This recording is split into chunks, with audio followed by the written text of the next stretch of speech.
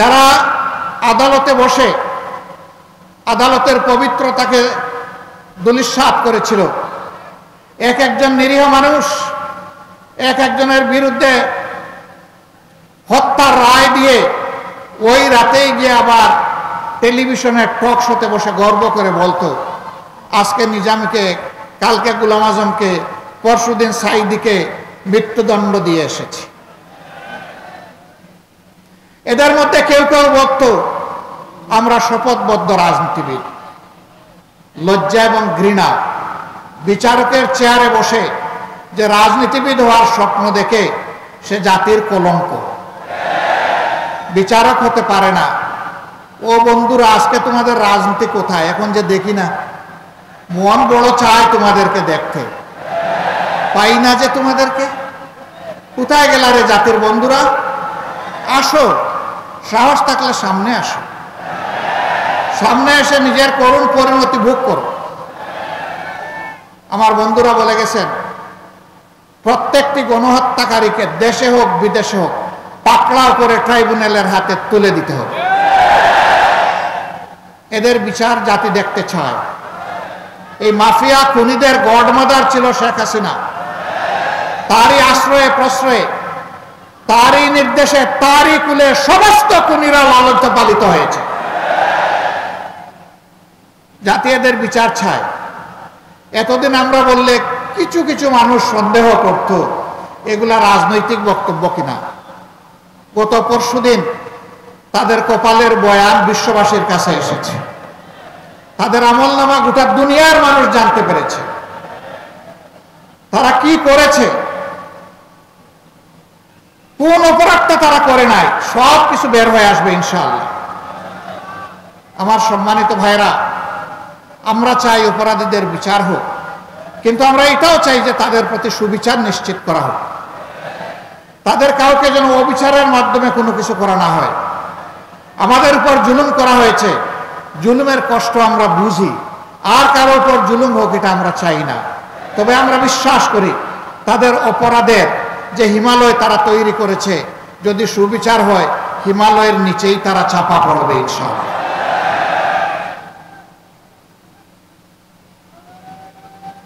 দেশের সম্পদ দেশের ভিতরে থাকুক বিদেশে থাকুক, জাল ফেলে এগুলা দেশে ফিরে আনতে হবে, সরকারের কোষাগারে জমা দিতে হবে।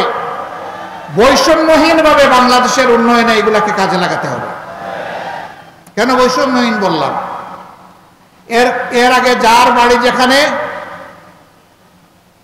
হোক না রোডের বদলে বাস, কিন্তু উন্নয়ন সব সেখানে। এই নরসিংদী জেলা 25 লক্ষ মানুষের জেলা, কার্যত এটি একটা ইন্ডাস্ট্রিয়াল টাউন। সারা জেলাটাই একটা ইন্ডাস্ট্রিয়াল পার্ক। এখানে লক্ষ লক্ষ মানুষ শ্রম বিনিয়োগ করে উপার্জন করেন, তারা চুরি ডাকাতি করেন না। এই মানুষগুলো অসুস্থ হলে, আহত হলে তাদের চিকিৎসার জন্য উপযুক্ত কোনো ব্যবস্থা নরসিংদীতে নেই। ঢাকা মহানগরীতে 4-5টা মেডিকেল কলেজ গড়া যায়, নরসিংদীতে একটা মেডিকেল কলেজ হতে পারে না? তাহলে এই মানুষগুলোকে হাঁসফাঁস করে ঢাকার দিকে দৌড়াতে হতো না। অনেক সময় ক্রিটিক্যালি ইনজিওর্ড অনেক মানুষ ঢাকায় যাওয়ার পথেই মৃত্যুবরণ করে, চিকিৎসাও তার কপালে জুটে না।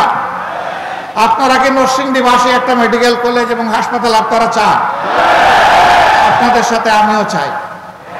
বর্তমান সরকারকে আমি অনুরোধ করব, মেহেরবানি করে গণবসতির এই বাংলাদেশে আগামী 1 থেকে উন্নয়ন বাজেটে যদি আর একটা মেডিকেল কলেজ বাংলাদেশে করার আপনারা সিদ্ধান্ত গ্রহণ করেন, এটা যেন নরসিংদীতে হয়। যদি আপনারা না করার চিন্তা করেন, আমি বলবো আপনাদের চিন্তা করা উচিত। এবং পর্যায়ক্রমে এই ধরনের জেলা যেগুলো আছে যেখানে কোনো মেডিকেল কলেজ নেই, সেখানে একটা করে মেডিকেল কলেজ গড়ে তুলবে। আমি এটা বলতে পারবো না 3 উপজেলার যে জেলা সেখান থেকে ইউনিভার্সিটি নিয়ে অমুক জায়গায় দিয়ে দেন। আমি এটা বলতে পারবো না মেডিকেল কলেজ ওখান থেকে সরাই নিয়ে আসেন। আমি বিশ্বাস করি ওইটাও বাংলাদেশের অংশ, ওখানে থাক। না হয় কিছু ডিসপ্যারিটি হয়েছে, বৈষম্য হয়ে জনগণের টাকা ওখানে সব নিয়ে ডাম্পিং করা হয়েছে। তারপরে আমি ওই এলাকার মানুষকেও সম্মান করে থাক, ওখানে থাক, কিন্তু যারা বঞ্চিতের দিকে যেন এই সরকার প্রথমে নজরটা দেয়।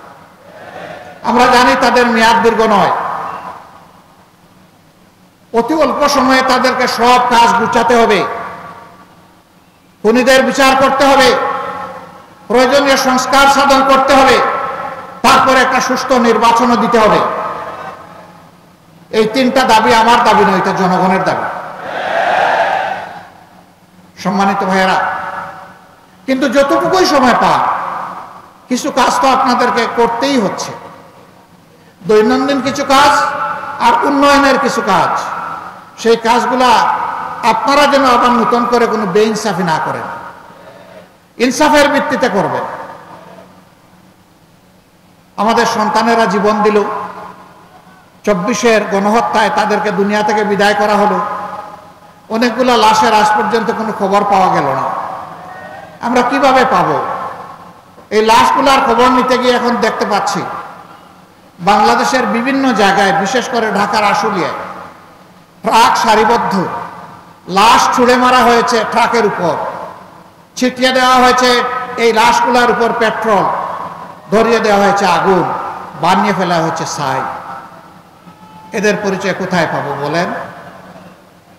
3 এবং 4 তারিখ আগস্ট মাসের এই 2 দিন ইন্টারনেট বন্ধ করে ঢাকা এবং বাংলাদেশের বিভিন্ন জায়গায় যাদেরকে খুন করা হয়েছে সেই লাশগুলা তুলে নিয়ে গুম করে ফেলা হয়েছে।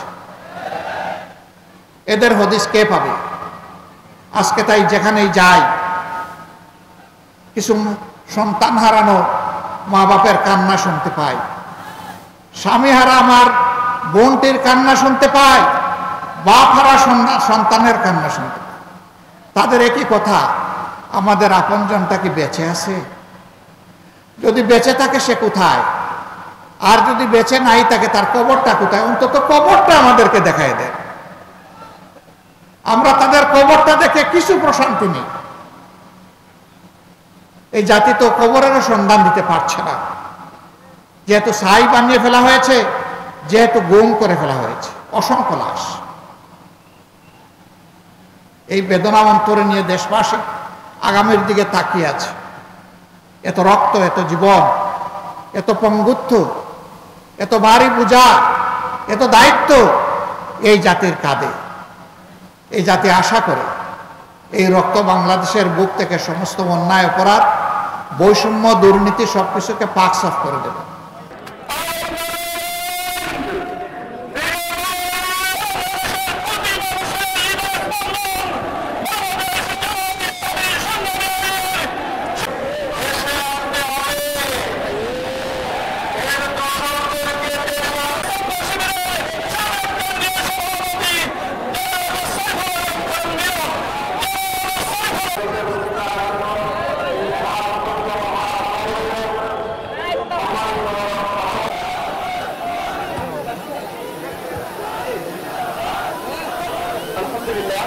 নতুন যেই স্বপ্নের বাংলাদেশ আমরা দেখছি, এই নতুন স্বপ্নের বাংলাদেশে আজকে বিপ্লব সাধিত হয়েছে। এই বিপ্লব আলহামদুলিল্লাহ, এই পরিবেশ একান্ত আল্লাহ তাআলার দান।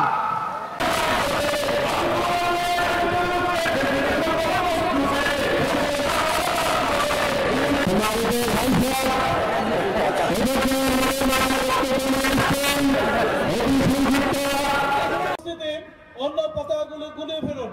এ পর্যায়ে আপনাদের উদ্দেশ্যে সংক্ষিপ্ত বক্তব্য রাখছেন